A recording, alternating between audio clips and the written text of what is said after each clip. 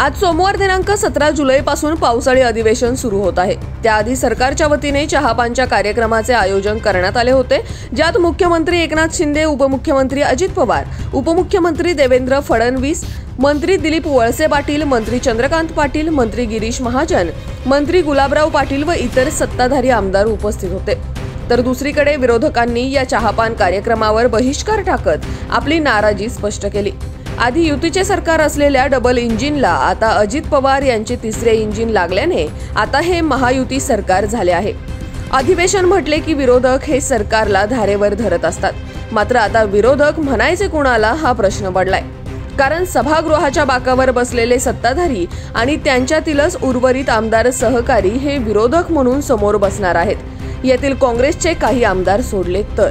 त्यामुळे या अधिवेशनात सत्ताधारी महायुतीचे मंत्री आणि आमदार यांच्यावर दडपण नसून महाविकास आघाडीचे उर्वरित आमदार या अधिवेशनात कशा प्रकारे सरकारला धारेवर धरते हे पाहणे महत्त्वाचे ठरणार असून राष्ट्रवादी काँग्रेसमध्ये उभी फूट पडल्यानंतर कोणत्या पवारांकडे किती आमदार आणि कोणत्या पवारांचा व्हीप लागू होणार हे आज स्पष्ट होणार आहे।